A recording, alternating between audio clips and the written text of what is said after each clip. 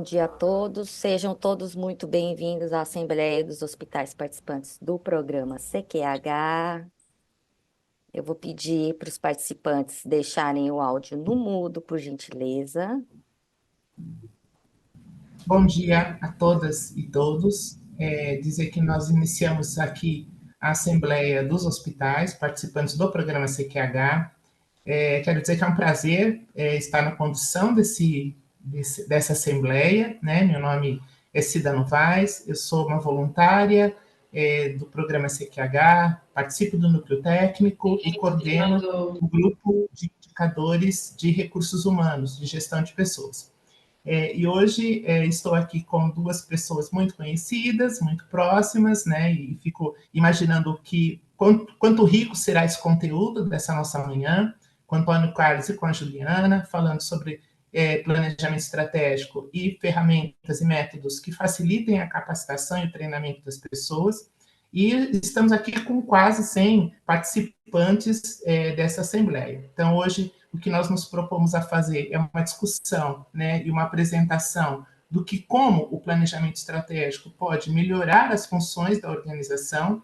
E é claro que o planejamento estratégico, sem uma boa condução, sem uma boa orientação, ele tende a não ser tão eficaz, vamos dizer assim, né? Então, por isso, a Juliana também vai trazer alguns conteúdos, alguns métodos que facilitam a gestão na condução deste trabalho.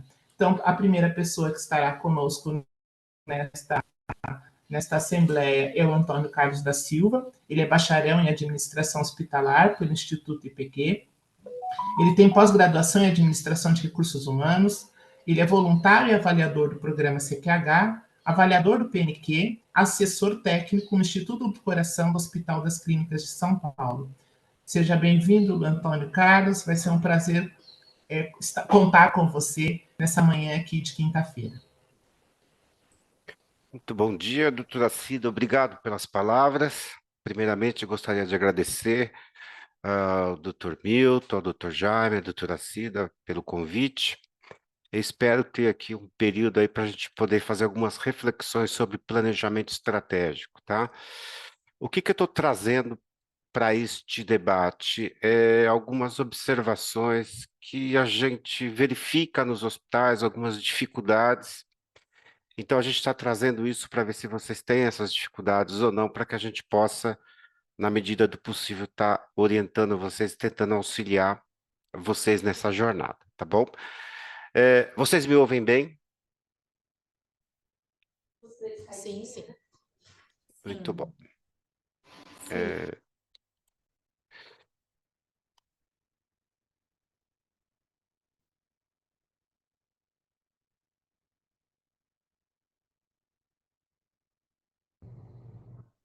Deixa eu ver se...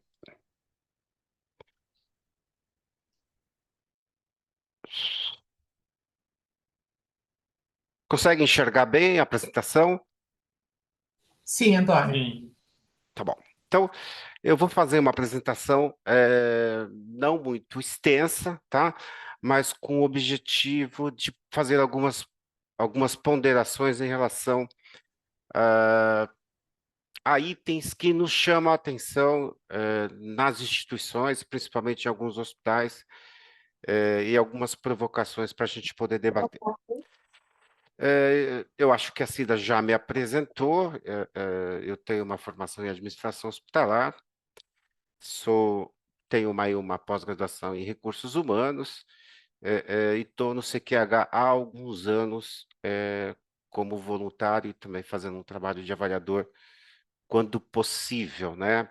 Porque o voluntariado às vezes não nos permite nos dedicar 100% a alguma atividade.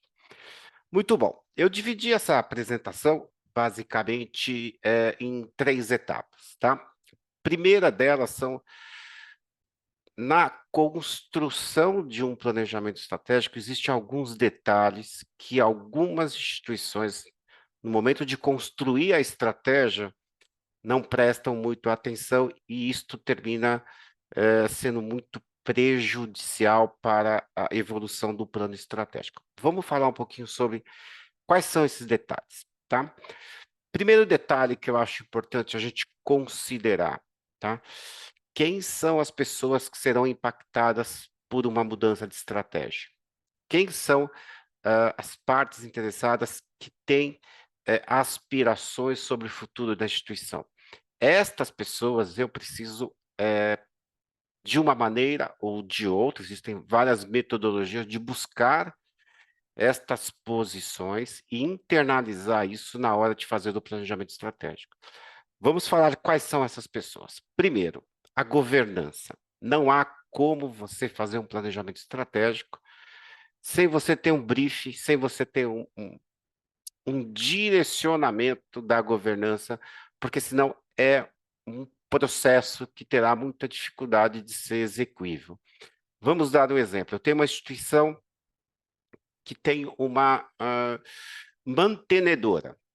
Eu não posso fazer um planejamento estratégico sem saber quais são os interesses da mantenedora, quais são as possibilidades da mantenedora, se ela tem alguma previsão de mudança no futuro.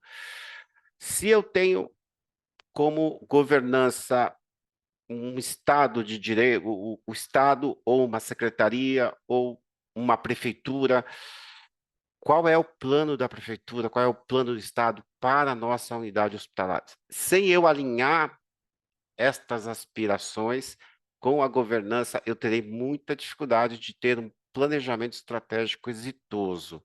Então, antes de começar a fazer o plano estratégico, eu preciso fazer uma prévia com algumas partes interessadas, começando pela governança. Logo depois da governança, a gente também tem uma outra parte interessada bastante importante, que é a sociedade, né? Ou seja, o que a sociedade espera da nossa instituição? Como é que eu vou monitorar isto? Como é que eu vou buscar esta informação? Cada vez mais as instituições estão inseridas dentro da sociedade e eu preciso entender qual é o papel que eu represento dentro da sociedade e de que maneira eles têm aspirações sobre os nossos trabalhos, sobre as nossas atividades. Eu preciso ter uma forma de olhar para a sociedade e verificar qual é o impacto que eu posso trazer para a sociedade numa mudança de estratégia, tá? Vocês vão dizer, isso é muito difícil. Não é fácil, mas precisa ser feito, tá? Uma vez que a prefeitura tende a mudar uma estratégia, se eu não tiver alinhado com ela, eu posso ser muito impactado com isso. Estou com dificuldade de entender o plano de prefeitura. Não é muito incomum algumas prefeituras, com uma volumetria de pessoas não muito grandes, descontinuarem alguns serviços na cidade.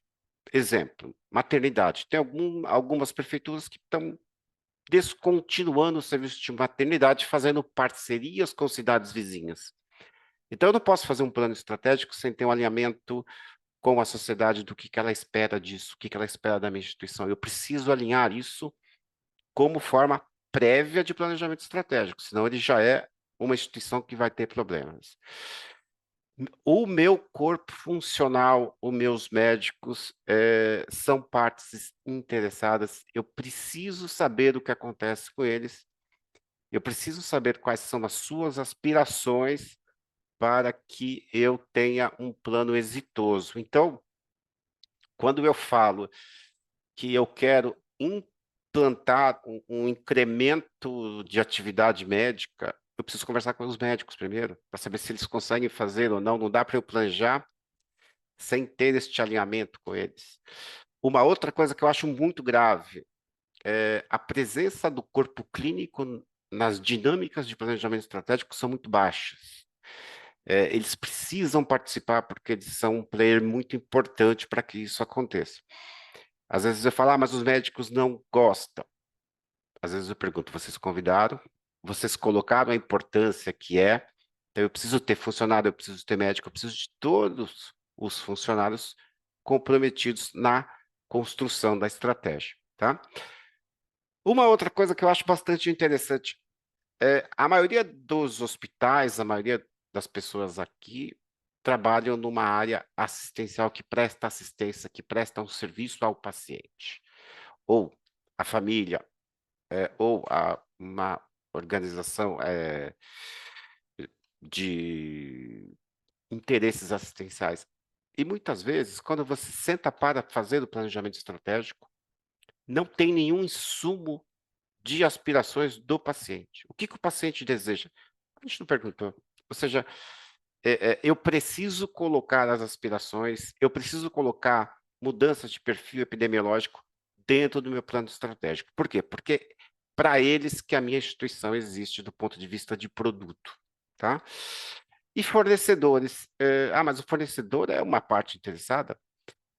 Dependendo do perfil da instituição, sim. Eu posso ter um fornecedor estratégico, eu posso ter parcerias estratégicas com fornecedores. Se ele é estratégico e vai pôr o nome dele em parceria com você, ele quer saber quais são os produtos e quais são as entregas que você está querendo realizar. Então, antes de você pensar em o que que eu vou fazer de plano estratégico, primeira coisa, ouça as partes que estão envolvidas no plano estratégico, porque eles podem colaborar para o sucesso, ou eles podem descaracterizar, como eu poderia dizer, eles podem descaracterizar a legitimidade do plano estratégico. Eu preciso ouvir essas partes interessadas, no mínimo, dependendo do perfil da instituição, eu teria outras partes interessadas que eu teria que estar ouvindo. Muito bem, uma vez eu ouvindo as partes interessadas, eu começo a fazer escolhas. Qual o caminho que a instituição quer tomar? Quando você faz escolhas, muitas vezes você vai ter que optar por opção A ou por opção B, e as escolhas muitas vezes acontecem num plano estratégico. Eu posso, em algum momento, abandonar uma linha de atividade, ou posso abandonar um produto, mas são escolhas, por isso que essas escolhas têm que ser legítimas, tá? E eu começo a pensar como eu saio da operação para um objetivo, uma visão de futuro que faça com que eu mude o patamar da instituição. Eu não vejo um plano estratégico que não pense no amanhã melhor do que o dia de hoje. Mesmo que o amanhã seja manter a perenidade institucional, não preciso mudar de patamar, começar a fazer produtos novos. Em algumas situações, a estratégia de instituição é se manter perene. Muitas vezes é muito difícil isso, tá? Então, a partir desta discussão que eu tenho com as partes interessadas, eu começo a fazer escolhas, tá? Estas escolhas é que a gente vai levar como ingredientes para uma discussão estratégica. Eu trouxe esse slide, eu não vou discutir esses slides com os senhores, porque, primeiro, eu posso transformar a sala numa coisa muito chata. Mas alguns detalhes eu acho que são imprescindíveis como instrumentos de alinhamento estratégico. Não dá para fazer um alinhamento estratégico sem saber exatamente como está o ambiente na instituição. Quando eu falo em ambiente na instituição, eu quero saber o seguinte: eu tenho clima, eu tenho perspectiva, eu tenho aspirações. Muitas vezes, quando você pergunta para a instituição, na hora de desenhar uma estratégia, como é que está o ambiente interno na instituição? Eu vejo muito componente subjetivo. Eu preciso trazer objetividade de análise de ambiente. Eu preciso saber se as pessoas estão bem, se as pessoas estão felizes. Eu preciso saber se eu consigo manter os meus talentos, se eu não estou conseguindo manter os meus talentos. Mas eu preciso sair um pouco da subjetividade. Eu tenho ferramentas para análise de ambiente, eu tenho ferramentas para analisar se eu estou retendo ou não as pessoas que têm grande capital intelectual para o meu produto. Então, eu preciso trazer isso para o meu ambiente interno, senão eu começo a desenhar estratégias sem saber se o recurso mais importante que eu tenho para desenvolver estratégias, que são as pessoas, vão estar ou não na instituição num prazo um pouco à frente. Outra questão importante é a gente falar de orçamento. Quando eu começo a entrar numa discussão estratégica, em que as pessoas começam a fazer pleitos legítimos muitas vezes, mas eu não tenho uma ideia de orçamento, eu posso transformar o meu plano estratégico num conto de fadas, porque as pessoas vão pedir coisas, vão imaginar que a gente vai entregar algumas coisas e eu não consigo trazer ela para a realidade. Então, o orçamento é algo que eu preciso ter uma ideia real. E o ambiente macro que cerca a instituição também precisa fazer parte do planejamento, principalmente com insights mais realistas, tá? A gente precisa trazer um pouco de realidade para o plano estratégico, ok? Com estas informações e mais algumas outras que eu não vou entrar no detalhe, a gente começa a construir uma rede de inteligência ou uma rede de informação que me permite traçar estratégias para a instituição. Se vocês olharem, a estratégia ela está neste quadrante aqui, que ela começa a ser desenhada a partir do momento que eu tenho uma visão muito interessante do que acontece no macroambiente, nos cenários, do que acontece dentro do meu ambiente e, basicamente, a partir de opções que são aquelas escolhas que nós fizemos há algum tempo atrás, que começam a me direcionar para a construção deste quadro que estão chuleados em amarelo, que é a construção estratégica. Outro componente extremamente importante para desenho da estratégia. Com que cultura que eu estou trabalhando? Não dá para desenhar estratégias sem levar em consideração a cultura da minha organização. Tá? Quando eu falo numa cultura organizacional, eu estou falando num ser vivo. Eu não consigo ter a mesma dinâmica de produção de planos em instituições que têm culturas muito diferentes. Eu não posso esperar o mesmo resultado, tá? A cultura, ela tem que ser entendida, por isso que eu falo, a construção de um plano estratégico tem vários detalhes. Muitas vezes a instituição contrata um estrategista, na verdade, este consultor, ele não faz o plano estratégico, ele apenas direciona o plano estratégico com as aspirações e com as informações que vão aparecendo. Mas se ele não tiver uma ideia muito forte de como está a cultura da organização, ele vai vender o mar de rosa porque ele não vai conseguir entregar.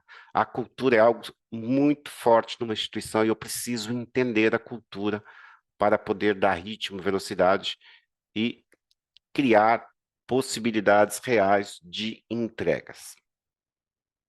Então, estas primeiras reflexões aí falam de detalhes estratégicos. Muitas vezes não está vinculada a ferramentas de plano estratégico, mas basicamente se trata de detalhes pré-evento estratégico. Se eu vou desenhar um plano estratégico, estes detalhes são prévios. Eu preciso trabalhar nisso antes de uma reunião de plano estratégico. A partir do momento que eu tenho estes detalhes estratégicos, eu começo a trazer para esse slide que eu estou mostrando para vocês instrumentos que vão permitir a gente definir alguns valores. Estes valores são da instituição, tá? A gente vai falar um pouquinho deles. E a partir daí eu vou começar a poder fazer avaliações que me permitam encontrar, dentro dos caminhos traçados, quais vão ser os objetivos perseguidos pela instituição. Mas eu não estou te entendendo direito. Bom, então vamos lá. A gente tem toda aquela primeira parte de encaminhamentos. A partir do momento que eu tenho esses encaminhamentos, a gente vai começar a refletir sobre o que nós fazemos, sobre o que nós entregamos e quais são os nossos desafios. Isso normalmente constitui a primeira grande definição de um plano estratégico, que é a missão. Ah, mas a minha instituição tem missão, eu preciso trocar? Não necessariamente. Se a sua atividade operacional, se o seu produto está representado na sua missão, talvez não faça sentido você fazer alterações na missão, né? Às vezes a gente encontra instituições que querem, porque querem trocar a missão. Trocar a missão nem sempre é alguma coisa tão importante no plano estratégico. Agora, a visão é uma coisa um pouco diferente, tá? Quando eu olho a missão, quando eu olho os caminhos que eu estou escolhendo, aonde eu quero chegar, eu já começo a pensar em uma situação futura. E aí a gente começa a trazer isso para a construção da visão, ou seja, eu tenho uma missão, eu tenho uma estrutura, eu tenho os meus direcionamentos, onde eu quero estar em algum espaço de tempo, tá?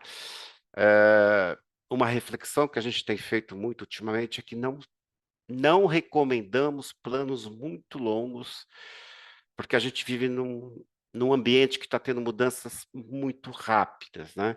Então a gente sugere aí que os planos que antigamente eram feitos com uma expectativa de 5 anos, a gente possa estar trazendo isso para um período muito menor, ou seja, um plano estratégico aí para um período de 2 anos, eu acho que é mais do que suficiente, porque a velocidade das mudanças é muito rápida, tá?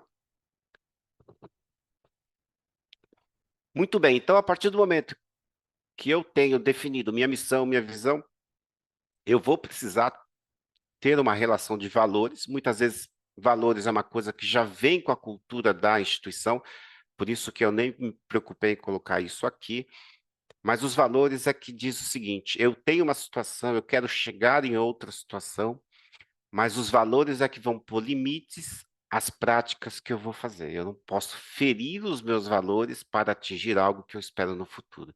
Então, os valores têm uma importância muito grande para a instituição.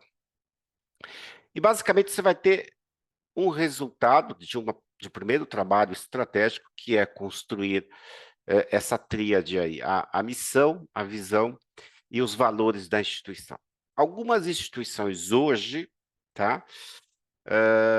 Elas também trazem aí algumas outras, alguns outros valores nesta, nesta apresentação da empresa que eles estão chamando de propósito, né?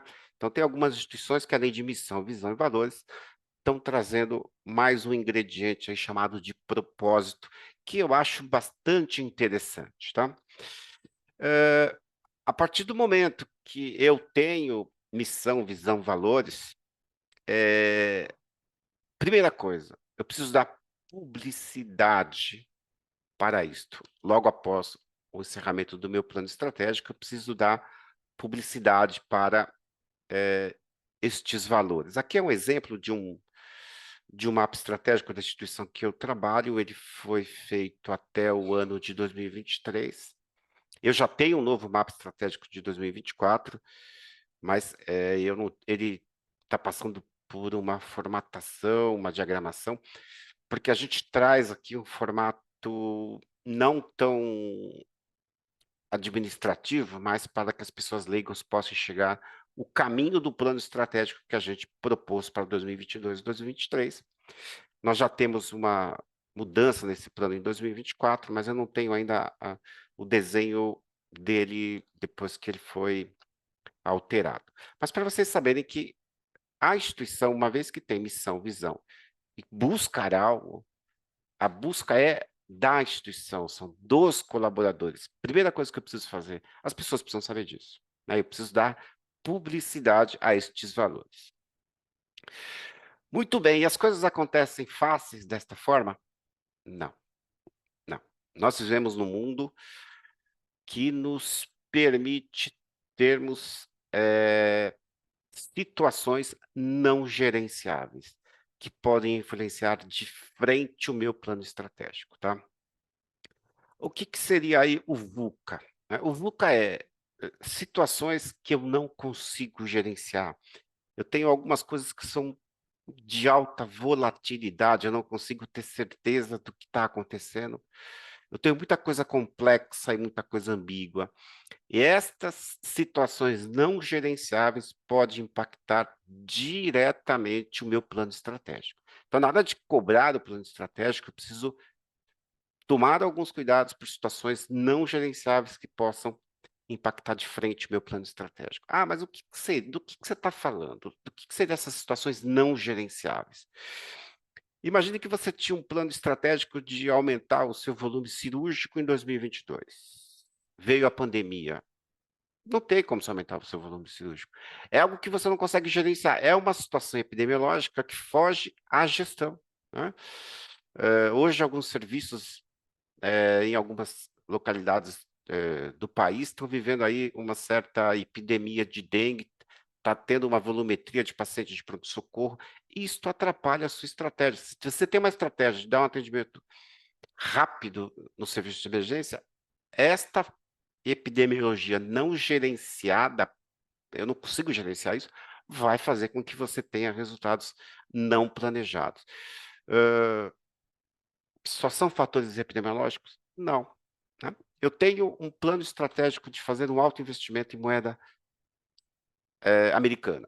Por exemplo, todos os equipamentos de alta performance, a grande maioria desses equipamentos de alta tecnologia, eles são importados. Hoje eu estou vivendo um dólar 8, 10% maior do que eu tinha há 6 meses atrás. Isso inviabiliza, em muitos casos, a aquisição de determinado equipamento. Então, na hora de fazer investimento, eu preciso ver estas questões que eu não gerencio. Cotação do dólar eu não consigo gerenciar, né? E muitas vezes você fala, não, não tem problema, eu vou comprar mesmo tendo um, um, um produto que por uma instabilidade, uma volatilidade está fora do meu orçamento. Tome cuidado. Os insumos deste equipamento muitas vezes também estão atrelados a essa moeda americana. O que eu preciso verificar? A sociedade que vai consumir esse produto tem como arcar com tudo isso? Então, estas mudanças de ambiente não gerenciáveis, que a gente denomina VUCA, precisam ser consideradas não só no plano estratégico, como nas reuniões de acompanhamento estratégico, que vai ser uma ferramenta que a gente vai falar um pouquinho mais para frente. E aí nós chegamos ao que eu chamo de como está o meu ambiente, para que eu consiga fazer um plano estratégico, eu preciso olhar algumas coisas no ambiente. Esse ambiente, nós normalmente dividimos em 2 etapas. O ambiente interno, que é um ambiente que eu tenho um grau de controle maior, e meu ambiente externo. Eu preciso trazer para a análise da construção estratégica como estão esses 2 ambientes. No ambiente interno, eu normalmente tenho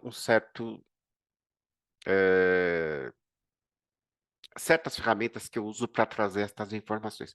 Mas o que eu observo muitas vezes é subjetividade. Subjetividade precisa tomar cuidado com subjetividade. Quando você pergunta para alguém, para eu aumentar a produção, como está o seu serviço? Ah, o meu serviço está bom. Está bom baseado em quê? Na minha percepção, isto é muito frágil. Tá? Ah, mas como eu posso fazer uma análise do meu produto, do meu serviço, que tenha um pouco mais de sustentabilidade? Se você olhar para o seu modelo de gestão do CQH e fazer uma autoavaliação, você vai ter várias respostas que vão explicar o seu ambiente interno. Tá? Ele perde um pouco a subjetividade e se torna um pouco mais objetivo, mais realista. Tá? Da mesma forma, análise do ambiente externo. O que está acontecendo fora dos muros da minha instituição que podem ajudar ou podem trazer mais dificuldades para a minha estratégia? Eu preciso olhar a regulamentação do meu setor, o que está mudando. Tá? Então, quando eu falo de competidores, as pessoas falam, mas a gente não vive numa competição. Depende. Se você busca a mesma coisa que uma outra pessoa, você vai ter competição. Né? Hoje nós vivemos num mundo em que algumas instituições estão verticalizando os serviços. Se você tem uma parte do seu atendimento que é saúde privada, o quanto essa verticalização próxima você vai impactar no seu financeiro, ou seja, eu preciso olhar o que está acontecendo no mercado, né? A regulamentação dos serviços, como é que ela está aumentando a regulamentação em alguns serviços, eu estou preparado para isso ou não? Então, esta análise de ambiente externo, ela precisa ser feita de uma maneira bastante metódica, né? Quais são as tecnologias que estão entrando na área assistencial? O que eu preciso renovar do meu parque tecnológico, né? Muitos serviços compram um equipamento e acham que ele é ad eterno. Tem um negócio chamado end of life, ou seja, o equipamento perde a capacidade de ser consertado porque não terá mais peça de reposição.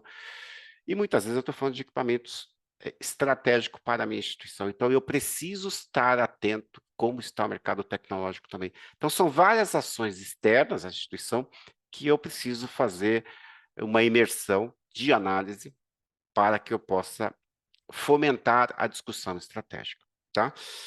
Então, a partir daí, eu tendo um encaminhamento de caminhos que as partes interessadas pleiteiam, a partir do momento que eu tenho alguns valores definidos, a partir do momento que eu faço uma análise de ambiente, eu começo a buscar uma organização destas reflexões para construir o que nós vamos chamar de objetivos estratégicos. O que são os objetivos estratégicos? Os objetivos estratégicos são uma série de objetivos que se relacionam e o êxito desses objetivos me coloca no caminho da minha visão. Vamos lembrar aqui que visão é onde eu quero estar em algum espaço do tempo futuro. Então, os objetivos, normalmente eles são interligados e o êxito do cumprimento dos objetivos me coloca na trilha que eu busco da minha visão futura. Eu não sei se eu estou sendo claro ou não. Estou tentando fazer aqui um overview, só que a gente tem um tempo aí bastante reduzido. Então, veja bem, a partir do momento que eu olhei os meus valores, eu olhei os caminhos que eu quero tomar e olhando para a minha análise de ambiente, eu vou começar a dar realidade a algumas proposições. Eu começo a rabiscar um planejamento estratégico. Olhando para o mercado, olhando para o que eu tenho de bom, quais são as oportunidades que eu tenho?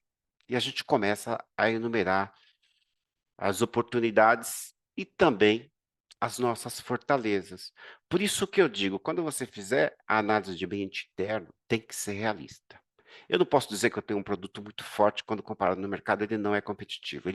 Se ele não é competitivo, ele precisa ser melhorado. Por isso que esta análise de ambiente não pode ser, principalmente a interna, só subjetividade. Eu preciso dar um pouco de realidade a esta análise de ambiente interno.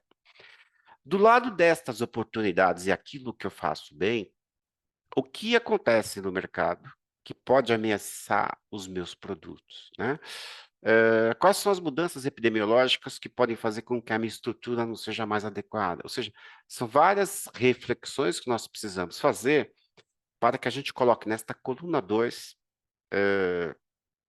de uma maneira rabiscada ainda, quais são as ameaças e quais são as atividades que eu posso fazer melhor do que eu faço hoje. Tá? Eu nunca uso o termo, não é bom. Às vezes é bom, mas eu tenho como melhorar. Tá? Eu já dizia Peter Drucker, não existe nada perfeito que não possa ser melhorado. Tudo pode ser melhorado. Tá? E a partir do momento que eu tenho listado meus pontos fortes, aquilo que eu faço bem feito, as oportunidades de mercado, eu começo a olhar o que eu tenho de oportunidades de melhoria, o que eu preciso melhorar e quais são as ameaças do mercado, eu começo a fazer uma relação da coluna A com a coluna B, que começam a me direcionar para qual vai ser o meu objetivo estratégico. Ou seja, isto vem a partir de várias reflexões feitas desde quando eu comecei a falar desta metodologia de objetivo. Essas reflexões elas devem culminar com esta realidade, o que eu tenho, o que eu posso melhorar, o que o mercado me traz, o que o mercado me ameaça, e a partir daí eu começo a criar uma série de direcionadores estratégicos para construir os meus objetivos. Lembrando, os meus objetivos eles têm que ter uma relação de causa e efeito, que se todos exitosos me colocam na estrada da minha visão futura. Este é o objetivo do planejamento estratégico, tá? A partir do momento que eu tenho esses objetivos estratégicos, o que que eu vou tentar fazer? Eu vou tentar organizá-lo dentro de uma metodologia chamada de BSC. É uma metodologia antiga. Eu vejo muitos consultores falando que não usam mais o BSC, e quando você vai olhar, é um BSC que ele colocou uma perspectiva a mais. Todo mundo usa porque ela tem um grau de lógica muito forte, tá? Então, quando você faz os seus objetivos, você normalmente, na área de serviço, principalmente, começa pelo aprendizado e crescimento, ou seja, qual é o meu maior capital? Pessoas. As pessoas é que fazem os processos, então, boas pessoas, melhores processos. O cliente busca o quê? Os melhores processos atendidos pelas melhores pessoas, e a perspectiva financeira, ela é consequência da harmonia das perspectivas anteriores. Mais ou menos é isso que a gente espera de quando a gente coloca todas aquelas reflexões em objetivos. Vocês vão ver que nós temos 4 perspectivas, elas teoricamente precisam se relacionar uma com as outras. E, por último, uma vez tendo objetivo, aquele desenho não pode dizer que o planejamento acabou. Aquilo é o começo. Eu preciso ter planos. Esta é uma coisa abstrata. Eu vejo hospitais, mostram planejamento estratégico, trouxeram um consultor, gastaram 20 mil com consultor, fizeram o desenho, fizeram o BSC. Tá, e daí? Bom, aí é isso. Não, isso não é nada. 90% dos planos morrem aonde? Na execução. Eu preciso ter uma execução assertiva. Eu preciso definir o que eu quero fazer. Eu preciso dar clareza por que que eu estou fazendo, como e, principalmente, quem vai fazer. Eu vejo planos assim, eu quero que o meu hospital seja certificado pelo CQH no próximo ano. Um plano, um objetivo.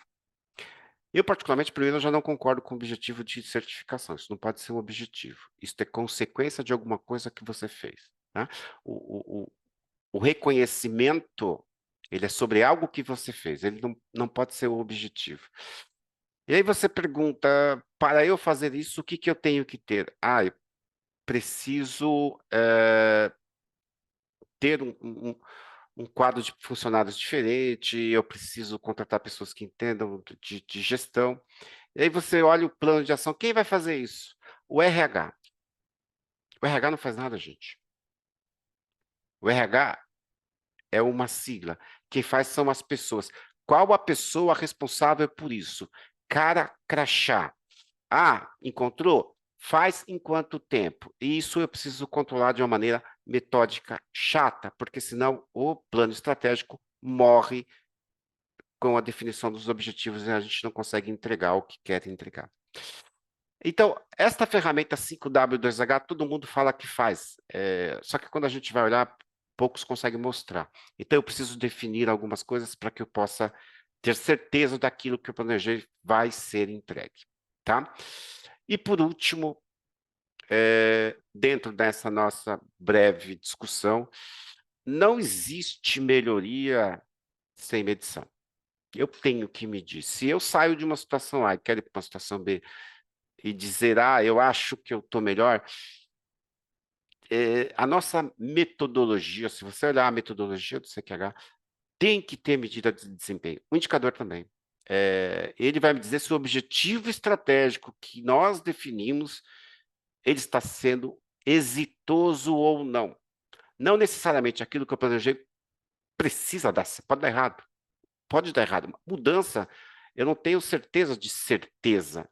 Então, eu preciso monitorar, porque pode ser que em alguma situação eu tenha que recuar. Tá? Basicamente, eu queria dizer para vocês que este é um overview de etapas de plano estratégico. Eu observo em alguns hospitais que eu tenho algum tipo de relação. Eles pulam etapas, isso não é bom, isso é prejudicial. Eu entendo que temos que ser metódico para a construção de um plano estratégico. O que eu digo para vocês? Minha instituição nunca tem um plano estratégico. Eu acho que vocês precisam fazer. Toda instituição que quer alcançar um nível diferente do que o atual precisa organizar as suas ações. e o plano estratégico pode ajudar vocês, tá? Eu peço aí a doutora Cida um pouco de paciência, porque eu acho que eu estourei um pouquinho o meu horário. Espero não ter confundido vocês mais do que ajudado, tá? Eu vou ficar aqui, eu vou também ter o privilégio de observar a palestra da Juliana, e depois a, a, a doutora Cida deve deixar aí algum espaço de tempo se alguém quiser fazer alguma pergunta. Doutora Cida, muito obrigado pela paciência e desculpa se eu atropelei o horário aí.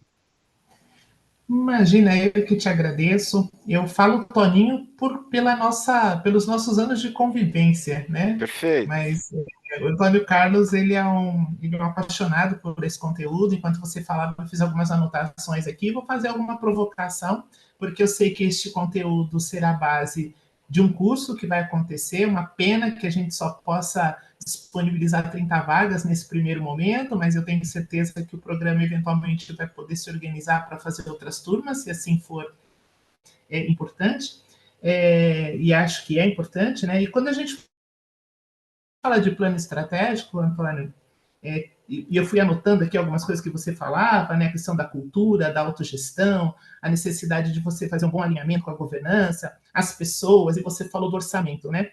E eu posso dizer que eu não consegui me deslocar do que a gente tem ouvido aí na mídia, que tem, que tem uma relação direta com os efeitos climáticos e como que eles vão poder impactar nas instituições de saúde, fortemente, né? Nós somos muito consumidores de energia, de água, enfim, né? Então, acho que isso é uma boa provocação, né? E penso que talvez o grande objeto, né? Faço aí uma sugestão de que um objeto de um plano estratégico possa estar baseado nas questões dos efeitos climáticos, né? Eu sei que a gente não vai responder isso agora, mas lá no final, depois queria te ouvir um pouquinho. Mas antes, né, vou deixar essa questão aí para ser analisada por você e pelas pessoas que participam conosco, e eu vou então pedir que a Juliana ingresse na sala conosco, então vou apresentá-la agora. A Juliana Ferreira também é uma pessoa bastante conhecida, muito próxima, então não vou falar Ju. Ela é executiva pública da Secretaria da Saúde, ela tem especialização em gestão do trabalho para a saúde, é consultora na área de treinamento e desenvolvimento, formada em design team, é facilitadora e desenhista de experiências de aprendizagem, tanto presencial como online, e eu já posso dizer que eu fui vítima de várias atividades que a Juliana promoveu, e eu acho que vocês vão gostar bastante. Então, por isso eu estou bastante satisfeita de ter a possibilidade de conduzir essa assembleia com pessoas tão próximas e queridas. Então, entra aí, Ju, vamos ver como que você vai ajudar o Antônio fazer com que esse planejamento estratégico aconteça de fato. Boa. Obrigada, Cida. Obrigada pela apresentação, pelo convite, Milton. Obrigada também. É um prazer estar aqui com vocês na Assembleia. E vamos conversar um pouquinho, né? Na verdade, a gente vai fazer um bate-papo aqui. Serão minhas vítimas da vez, né, Cida? Nesses 20 minutos e pouquinho que a gente tem aqui para conversar. É muito legal ver o Toninho falando de planejamento estratégico, das etapas, das ferramentas, né, do 5W2H. Mas como que a gente aprende a fazer isso, hein? Se não através de um treinamento, né? Como que a gente aprende ou como a gente ensina as pessoas a fazer esse planejamento estratégico, né? Como que eu mapeio a cultura, como que eu uso a ferramenta, né, que é a mais tradicional do planejamento, que é o 5W2H, né? Que é uma ferramenta tão conhecida e, como o Toninho disse, né? Quando você vai ver, pouca gente usa na prática, né? Mas é uma ferramenta simples e que dá muito resultado. Então, a gente vai falar um pouquinho disso, né? De treinamento, como a gente treina. E aí, para começar, e eu gosto de fazer esse bate-papo assim, da gente conversando junto, né? Levanta a mão para mim aí na reação, ou coloca no chat, quem aqui já participou de algum treinamento, qualquer um. Pode levantar a mão aí na reação, ou colocar no chat, eu sim, eu não. Quem aqui já participou de algum treinamento? Estou vendo ali, Adriana, Magi, Leonardo. Acho que é unânime, né, gente? Todo mundo aqui já participou de algum treinamento na vida. Muito bom. Agora eu quero que vocês pensem qual foi o melhor treinamento que vocês participaram. Tenta lembrar aí, anota num papelzinho, não precisa pôr para mim no chat, não. Só tenta lembrar aí qual foi o melhor treinamento que vocês já participaram. Também. Deu para lembrar? Faça um sinalzinho aí para mim com a cabeça, ou um joinha na câmera mesmo. Deu? Agora tentem pensar e lembrar do pior. Qual foi o pior treinamento que vocês já participaram? A Sonali deu uma risadinha, acho que já veio na cabeça na hora, né, Sonali? Falei seu nome certo? Conseguiram? Dá um joinha aí para mim. O que foi mais fácil? Lembrar o pior ou o melhor treinamento? Escreve para mim no chat.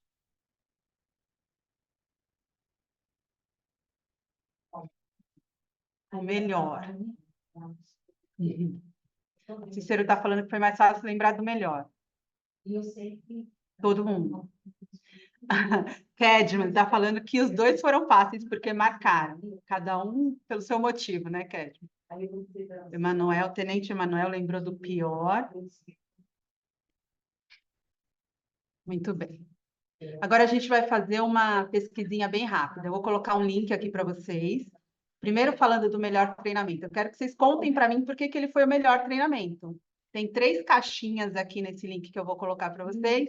Vocês podem fazer uma frase bem curtinha ou colocar em 3 palavras por que esse treinamento foi o melhor, tá?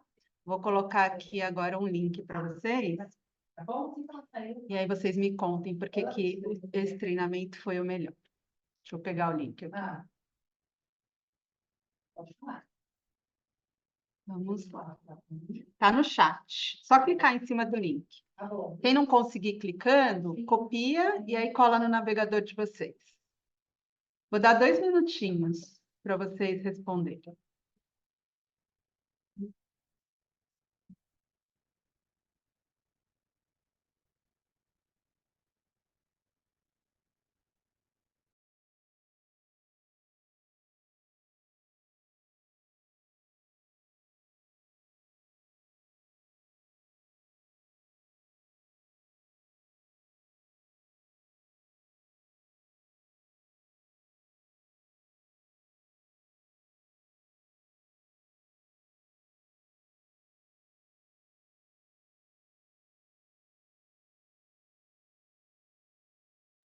Muito bom.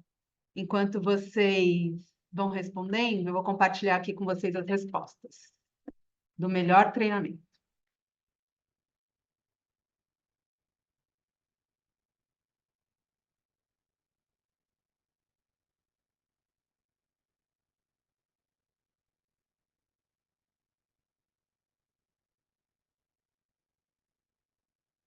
Opa, deixa eu pegar a outra página. Qualidade do documento. Sandra? Quem deseja? Você vai Aqui. ter.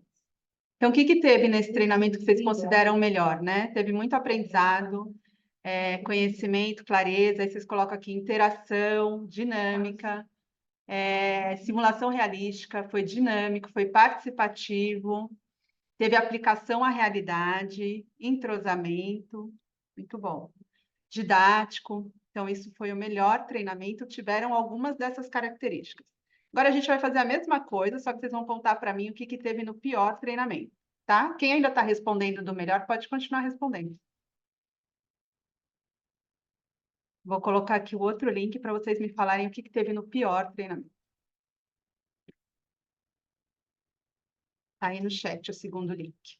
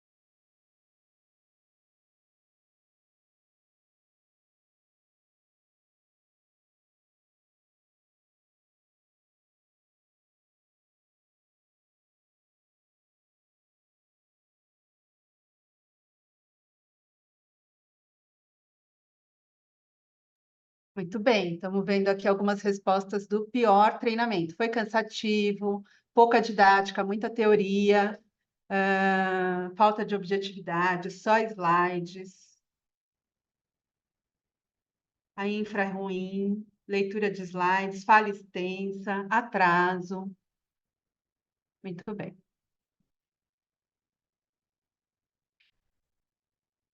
É sobre isso que a gente vai conversar um pouco, né? Sobre essas questões que vocês colocaram no melhor e no pior treinamento. Então, vamos olhar para os dois quadros, né? E aí, o que a gente vai ver? Que no melhor treinamento, vocês tiveram mais interação, mais participação, vocês tiveram os conteúdos alinhados à prática de vocês, à realidade, né? E aí, em contrapartida, no pior treinamento, a gente teve só exposição, né? Não foi um treinamento dialogado, conforme vocês colocaram aqui, foi um treinamento cansativo, né? E aí, agora eu quero que vocês parem e pensem, a maioria dos treinamentos que a gente participa, ele está mais ligado ao treinamento, ao cenário melhor treinamento, ao cenário pior treinamento. O que vocês acham? A maioria deles. Ao melhor. Que bom, Kedma. Quem mais? Boa. Ufa, que bom. A maioria aqui está falando que estão ligados ao melhor treinamento. E é um pouco disso que a gente vai falar. Como que a gente treina, né? Hoje. Vocês estão vendo a minha tela já? Do PowerPoint? Ainda não. Sim, Tá? Ju. Estão vendo aí, Sim. o mundo mudou, né? E é um pouco sobre isso que a gente vai falar, né? O mundo mudou. Hoje a gente não consegue mais, a gente não pode mais fazer treinamentos únicos, exclusivamente expositivos, com leitura de slides, né? A velocidade com que as coisas acontecem, com as novas tecnologias, a vida útil do conhecimento, essa questão da Covid, que fez uma transformação geral na forma como a gente treina, e capacita as pessoas, essa necessidade que a gente tem de estar estudando e se desenvolvendo a vida inteira, né, que é o que todo mundo chama de lifelong learning. Todas essas questões, né, que aparecem com essa mudança que está acontecendo no mundo, nos faz preparar ações de treinamento de uma outra forma, né, diferente daquilo que a gente viu no pior cenário. E aí eu vou trazer para vocês aqui dois métodos, duas formas, né, dentre várias que a gente tem, para conseguir fazer um treinamento hoje com o que a gente chama de humano centrado, né, que é um treinamento olhando para as perspectivas do que aquele público-alvo necessita. Precisa aprender uma planilha 5W2Hs? Por que ela precisa aprender uma planilha 5W2Hs? Onde ele vai aplicar essa planilha? E que resultado isso vai trazer? Né? Para a gente entender isso, uma das principais metodologias, eu diria, na verdade, a principal metodologia que a gente tem que fazer quando a gente pensa numa ação de treinamento é pensar na persona. Para quem que eu vou dar esse treinamento? Né? De novo, a gente tem que pensar uma experiência de aprendizagem centrada no humano, por conta de todas as mudanças que estão acontecendo no mundo. E aí, o que é a persona, né? A persona ela é diferente de público-alvo. Quando a gente vai montar um treinamento, normalmente eu falo, para quem quer esse treinamento? Qual é o público-alvo? O público-alvo são médicos que estão há X tempos trabalhando, ou são profissionais do RH que vão fazer folha de pagamento. A persona ela vai um pouco além desses dados demográficos, né? A gente precisa entender quais são as conexões e necessidades desse aluno para poder fazer uma experiência de aprendizagem, né? E isso tem que ser feito antes de tudo, antes da gente começar a preparar as aulas, antes da gente começar a planejar quais serão os módulos, eu preciso entender para quem que eu estou fazendo essa experiência de aprendizagem. E quando eu falo para vocês que não é o público-alvo, né, não são aqueles dados demográficos, eu trouxe aqui um exemplo. Eu tenho aqui os dados demográficos. Isso aqui é público-alvo. Homem que nasceu em 1948, que foi criado no Reino Unido, que casou 2 vezes, que mora num castelo, que é rico e famoso. Certo? Vocês fariam um treinamento igual para essas duas pessoas? O mesmo treinamento, vocês acham que conversa com essas duas pessoas? Responde aí para mim no chat, o que vocês acham? Dá para fazer a mesma ação de treinamento para os dois?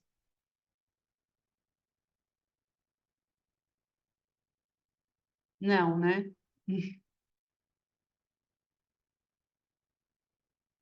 Não adianta que a gente não vai conseguir atingir o objetivo se a gente fizer a mesma ação de treinamento para esses dois. E aqui eu trouxe para vocês o público-alvo, né? Eu preciso ir além, eu preciso entender o que Ray Charles quer fazer com 5W2Hs. Em que momento da vida ele está, onde ele vai aplicar isso, quais são as expectativas dele com relação a essa ferramenta. É a mesma coisa para o OSI. Tá? E aí, o que eu estou querendo dizer para vocês? Que eu preciso pesquisar a minha persona, né? Eu preciso entender melhor o que essa persona precisa. E como que eu faço isso? Eu faço isso através de um questionário. Então, quando a gente vai planejar uma experiência de aprendizagem, a gente precisa ter tempo para preparar esse material, inclusive antes, né? Porque é a partir desse entendimento da minha persona que eu vou construir as minhas atividades, por exemplo, que eu vou construir o conteúdo, que eu vou saber se esse conteúdo vai ser mais aprofundado ou não, que eu vou saber se eu preciso falar para ele o que é cultura organizacional, ou se ele já sabe o que é cultura organizacional e eu posso começar o treinamento a partir disso, né? Ou se eu tenho que dar o conceito antes. Então, e tudo isso vai fazer com que esse treinamento seja o treinamento aquele que a gente colocou lá no início, o treinamento mais legal da vida dele, né? E não o pior treinamento. Por que esse vai ser o mais legal? Porque eu vou conversar com as necessidades dele. Tudo bem? Então, eu trouxe uma das metodologias, né, uma das formas da gente construir um treinamento, e aí eu vou trazer mais uma, que estão nas duas pontas, né? Eu preciso entender quem é, para quem que eu vou dar o treinamento, e eu que vou dar o treinamento, eu preciso entender o meu papel, né? Que nesse contexto de um treinamento, onde eu levo em consideração o que o meu aluno tem de necessidade, o meu papel ele muda, né? Não é mais um papel de professor, aquele que detém o conhecimento e que vai transmitir para o aluno, mas sim um papel de facilitador, né? É um papel de alguém que vai facilitar esse processo de aprendizagem, né? Que vai adaptar o conhecimento de acordo com a realidade de cada um, daquele conjunto de pessoas que vão participar do treinamento. É alguém que vai dar feedback ao longo de todo o processo, né? Então, a gente vai fazer uma facilitação mesmo, conversada com o aluno, a partir das necessidades que ele traz. Eu sempre brinco que é mais arte do que ciências, porque muitas vezes a gente precisa mudar tudo no meio do treinamento, né? A partir do que o aluno vai me trazendo, que ele vai construindo ao longo dessa experiência de aprendizagem. A gente precisa conduzir o aluno para a prática. Vocês colocaram aqui que no melhor treinamento de vocês, ele foi bom porque estava alinhado à realidade de vocês, vocês conseguiram fazer atividades práticas, né? Conduziam vocês para a prática. E quando a gente está no papel de... não é ruim o papel de professor, não é ruim uma aula expositiva, o que a gente precisa é conseguir dosar essas duas coisas, porque tem hora que a gente precisa, sim, fazer exposição de um conceito, de alguma coisa, mas a gente precisa, na mesma experiência de aprendizagem, conseguir dosar essas duas coisas, a exposição com a prática, né? E a gente só consegue fazer isso quando a gente está nesse papel de facilitador. Tudo bem? Eu sempre brinco que é o papel de descer do palco e ir para a pista de dança junto com os alunos. A gente se colocar nesse papel de quem também está aprendendo, né? E está aprendendo e construindo junto com eles ali, enquanto a experiência de aprendizagem está acontecendo. E assim como aluno, o facilitador ele também precisa estudar sempre, né? O lifelong learning ele se aplica tanto para o facilitador quanto para a persona. E a gente precisa ter um olhar diferente, e aí eu pus um destaque aqui para o virtual, porque no presencial esse papel de facilitador, ele não é simples, no virtual ele é mais complexo ainda, né? Porque a gente precisa estar o tempo todo, além de todas as questões de facilitar uma experiência de aprendizagem, de conduzir o aluno para a prática, a gente precisa desenvolver as competências com as tecnologias, né? Então ele fica um pouco mais complexo. Aí vocês vão me perguntar, Ju, muito legal, mas aí como eu faço isso, né? Como que eu construo a persona? Como que eu me desenvolvo para esse papel de facilitador? Quais são as ferramentas que eu posso usar? Que metodologias eu posso usar para que esse processo seja mais ativo, né? Para que não fique tanto na exposição e a gente consiga colocar o aluno mais no centro desse processo de aprendizagem. E aí aqui é só um gostinho de como vai ser o curso, né? É só um spoiler, a gente vai ter um curso para falar disso, de métodos ativos de treinamento. Esse curso é no dia 20 de junho. A Cida depois vai falar um pouquinho, a Cíntia também, acho que as vagas estão abertas, e é um pouco disso que a gente vai tratar no curso. No curso a gente vai falar sobre os fundamentos e os princípios, né, dos métodos ativos de treinamento. A gente vai explorar várias metodologias ativas, né, e a gente vai planejar, né, entender como é esse planejamento de uma experiência de aprendizagem utilizando métodos ativos. Então, desde a construção da persona, né, exemplos de questionários que eu posso fazer para entender melhor o meu público-alvo, a minha persona, como que eu construo o perfil dessa persona, até o planejamento mesmo da aula ou do curso utilizando métodos ativos. Vamos trocar experiências, né? Vamos falar um pouco de práticas, e aí a gente vai fazer essa reflexão um pouco mais aprofundada no curso dessa prática tradicional de treinamentos e a busca por novas abordagens pedagógicas. Tudo bem? E aí, para a gente finalizar, deixa eu só interromper aqui. Deixa eu ver se interrompeu aí para vocês. Sim, né? Aí eu queria que vocês colocassem para mim aí no chat o que vocês gostariam de ver, né? Nesse treinamento de métodos ativos, o que vocês gostariam de ver, de aprender, o que vocês acham que é interessante ter neste treinamento. Enquanto vocês colocam aí, eu já me despeço, agradeço vocês pela atenção. Esse foi só uma amostrazinha do que a gente vai conversar um pouco no curso. Obrigada, Cid. Bom, a Cida teve um problema de conexão. Eu agradeço, Juliana. Eu agradeço, Juliana. Eu agradeço, Juliana. Peraí, deixa eu olhar aqui.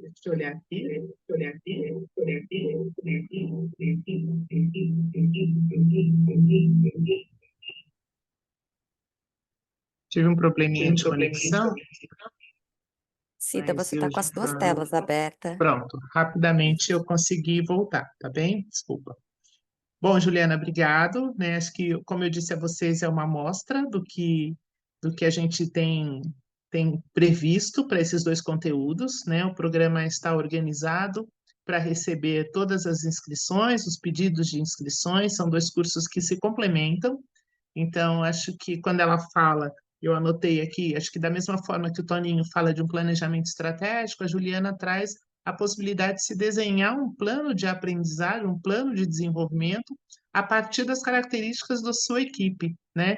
Então, isso eu posso dizer que eu já vivi algumas experiências a partir do desenho da equipe, não apenas da população-alvo, e aí faz todo sentido, né? Porque a questão da aprendizagem e a reação dos alunos em relação ao que foi apresentado tem outro valor, e isso é possível ser medido pela produção, por outros indicadores aí que eu tenho certeza que fazem parte do plano de gestão, né, de todos os hospitais.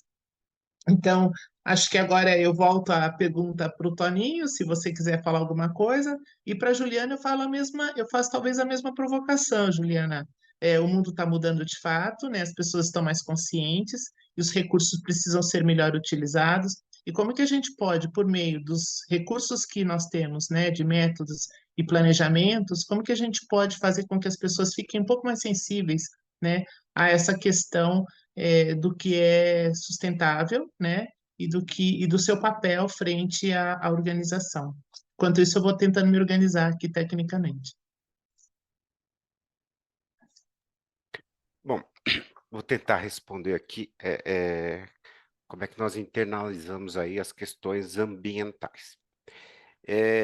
Eu digo que quando a gente é avaliador, a gente tem aí uma síndrome de São Tomé, né? A gente tem que ver para crer, né?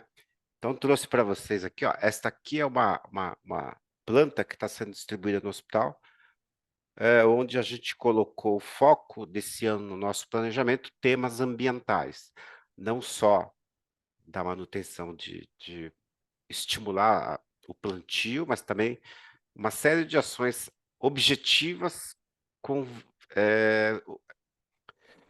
o objetivo de contribuir para questões sensíveis do planeta. Por exemplo, a gente está fazendo uma troca de toda a parte de luminárias, colocando luzes mais inteligentes, que economizam mais energia. Tem uma questão de água também que precisa ser levada em conta. E não dá para fazer isso pela cabeça de alguém. Eu preciso levar, se eu tenho esta preocupação, se a governança tem essa preocupação, eu tenho que levar essas questões de ESG para dentro do plano estratégico. E aí as ações saem com o aval da governança. Muito difícil você querer fazer também um plano de compromisso ambiental se a governança não comprar a ideia. Então, a gente tem que ter o apoio da governança para que a gente possa contribuir de uma maneira mais efetiva. E outra, não pode ser só discurso, tem que ter prática mesmo, tá? A gente tem que enfrentar as questões ambientais de uma maneira mais assertiva, tá? Mas concordo com a doutora Cida, talvez pelo tempo a gente não conseguiu colocar todos os insights necessários para um plano estratégico, mas não só o ambiental, mas o ESG vem muito forte em todas as companhias, até é uma questão de romper alguns paradigmas. Quando você fala em ESG, as pessoas começam a falar que o hospital não tem muito disso. Tem tudo a ver com isso, né? A responsabilidade de resíduo do hospital é muito grande, né? O consumo do Sim. hospital é muito grande. Então, nós temos um vínculo muito forte com as questões de ESG. Perfeito. Juliana, E você trouxe até o exemplo, né? Muito bom. Juliana, gostaria de falar um pouquinho? Eu acho que eu posso também trazer um exemplo a partir do que o Toninho falou, com relação à questão do treinamento e desenvolvimento, né? Eu acho que é um assunto que não dá para fugir, mas a minha pergunta é: dentro da minha unidade, todo mundo sabe o que é ESG? Todo mundo sabe quanto a gente gasta de água? Então, eu acho que são questões para começar a sensibilizar os profissionais das unidades de vocês, né? Então, assim, e ele só se responsabiliza por algo, por alguma ação, né? Precisa ser feito um plano de ação, mas ele só vai se responsabilizar se isso fizer sentido para ele. Então, primeiro ele precisa entender o que que é ESG, e aí a gente precisa fazer um treinamento, então, para explicar para ele o que é ESG, né? Mas aí até onde ele sabe de ESG. Então, eu faria uma pesquisa com eles para entender essa persona, se ele sabe o que é ESG, em que profundidade ele sabe, né? O que que essa sigla significa dentro da nossa instituição, para a partir deste levantamento fazer um treinamento, né? Ou uma ação de sensibilização, algo nesse sentido. Tanto o Toninho quanto a Juliana deram dicas valiosíssimas aqui para que a gente possa começar a pensar e ter alguns insights, né, para o curso que virá. Eu não sei se a Cíntia quer complementar alguma coisa em relação ao curso, ou se alguém gostaria de fazer alguma observação, né, e eu peço que vocês coloquem, por favor, no chat, para que a gente possa acompanhá-los. Antes de nós encaminharmos aí para o encerramento. Deixa eu só mandar um beijo rapidinho, Judite, direto de Moçambique, está aqui acompanhando a gente, pôs no chat. Um beijo, Judite. Que legal, Judite. Muito bom Olha, te ver Ju, por aqui. olha, Cida, olha, Ju, eu não estou capaz de aparecer assim como imagem, o meu telefone não está a permitir, mas antes de tudo quero agradecer pelo aprendizado, por tudo que vocês fizeram por nós. Nós estamos a atravessar um momento, estou muito emocionada. Nós estamos a atravessar um momento de avaliação. Está aqui uma equipe brasileira e quero acreditar que melhoramos muito, mas temos um desafio muito grande para trazer resultados. Realmente o selo não é importante, no entanto que se não melhorarmos os procedimentos, se não termos os POPs em dia, muita coisa tem que acontecer para que nós sejamos bons e possamos ganhar um selo. Olha, Juliana, nós temos saudades de ti. Quando a equipe chegou, parecia que nós todos íamos ver você entrar também, mas prontos, nós temos consciência de que as mudanças são necessárias, mas Cida, Juliana, dizer que Moçambique vos ama. Sempre que vocês puderem vir para aqui, nós vamos receber vocês de braços abertos, e para honrar todo o ensinamento que vocês deixaram para nós vamos apostar em melhorar cada vez mais. Obrigada, estarei sempre aqui. Sempre que apresentar um projeto, vou fazer questão de participar. Você é uma querida, Judite. A gente tem muito carinho por você, por vocês, né? Foi um aprendizado mútuo e tenha certeza de que Moçambique, que o Hospital Central de Maputo será em breve selado pelo programa CQH, tá? Nós estamos aqui apoiando e torcendo por vocês para que isso aconteça, tá bom? Muito Tá feliz bom. de te ver por aqui, muito feliz de ouvir tua voz. Deus te ouça. Muito obrigada. Alguém mais? A Ju queria falar alguma coisa, Cíntia? Bom, eu só queria informar os participantes que o link desta assembleia, né, a gravação desta assembleia, vai ficar disponibilizado no canal do CQH no YouTube a partir de amanhã. Então, para quem quiser assistir, é só entrar no nosso canal do YouTube do CQH e vai estar disponível para vocês, ok? E um segundo aviso é que tanto o curso do Antônio Carlos de Planejamento Estratégico, como o curso da Juliana de Métodos Ativos de Treinamento já estão com as inscrições abertas pelo site do CQH. Então, é só entrarem pelo site e quem tiver interesse fazer a inscrição. Ou também pode me chamar pelo WhatsApp do CQH, que eu vou estar conduzindo aí a inscrição de vocês. Lembrando que as vagas são limitadas, ok? É isso, Cida. Então tá bom, muito obrigada. Vagas limitadas. Vamos torcer para que a gente abra outras turmas ainda ao longo deste ano, né? E a partir dos treinamentos que surjam novas sugestões para que a gente possa desenvolver. O nosso trabalho aqui, como vocês viram pelo depoimento da Judite, ela é uma querida e é um trabalho que prima, né, por excelência de gestão, e é para isso que nós nos organizamos. Então, feliz demais de poder ter participado, acho que foi um privilégio da minha parte ter participado dessa assembleia com o Toninho, com a Juliana e com esse depoimento aí que foi fantástico. Está no ar a pesquisa, a pesquisa do treinamento do nosso encontro. Eu peço que todo mundo, por favor, participe. Vocês podem deixar conteúdos registrados no chat, porque nós transcrevemos, e isso faz parte, né, vai fazer parte da ata da nossa reunião. Aí eu estou olhando aqui, estou vendo a presença do Dr. Milton. Dr. Milton, muito obrigado por essa oportunidade, viu, de fazer a assembleia. E aí abro também o microfone para o senhor. O programa CQH que agradece, Cida. Nós te colocamos, eu te coloquei numa fria, né? Mas isso por uma razão lamentável, né? O nosso doutor Jaime, que sempre há anos tem conduzido a Assembleia, ele, por motivos de saúde, não pôde, né? E pediu para que alguém pudesse estar conduzindo. Então, nós te colocamos numa fria, Cida, mas na certeza de que você teria esse desempenho, né? Então, muito obrigado por estar, né, fazendo esse suporte, fazendo esse apoio à Assembleia dos Hospitais Participantes, né? E eu só queria, primeiro, Judite, muito obrigado pela sua participação, né?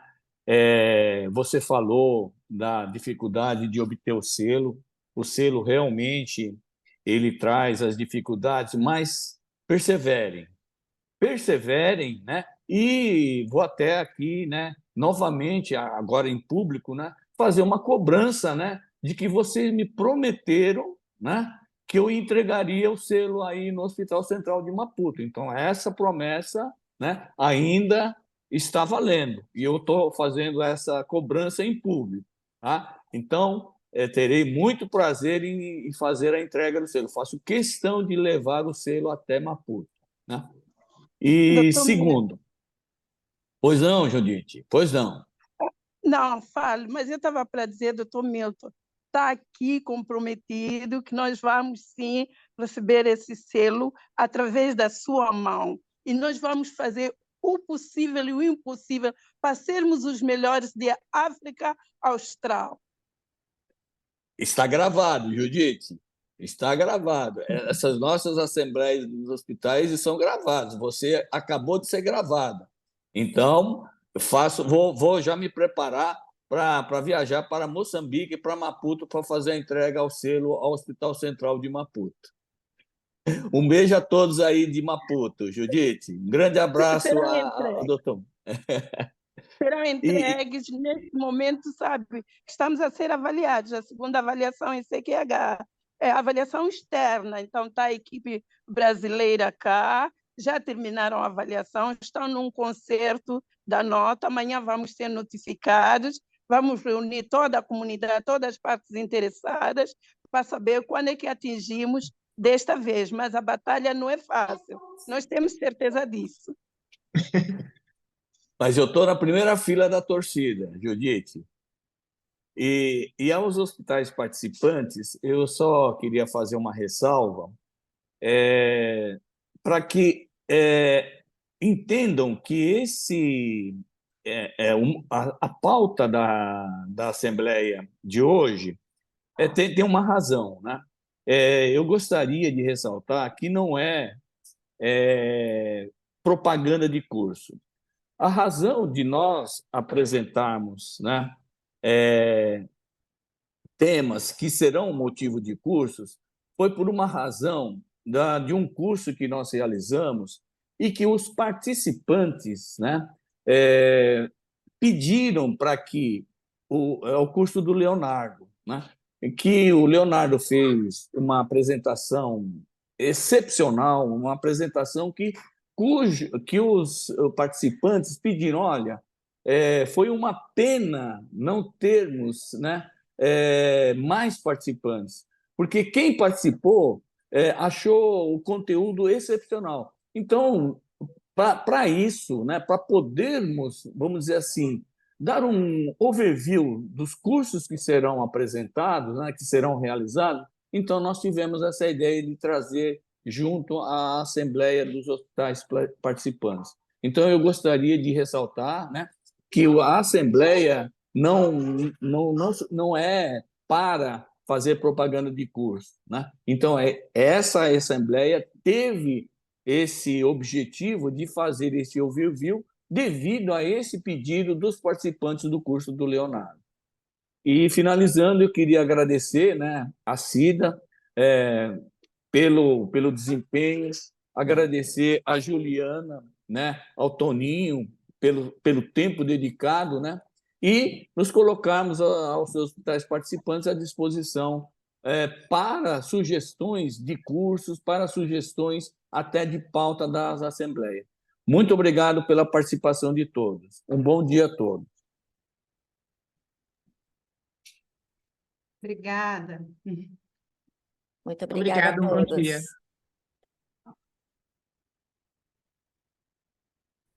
Obrigada e bom dia para todos. Ok, peraí.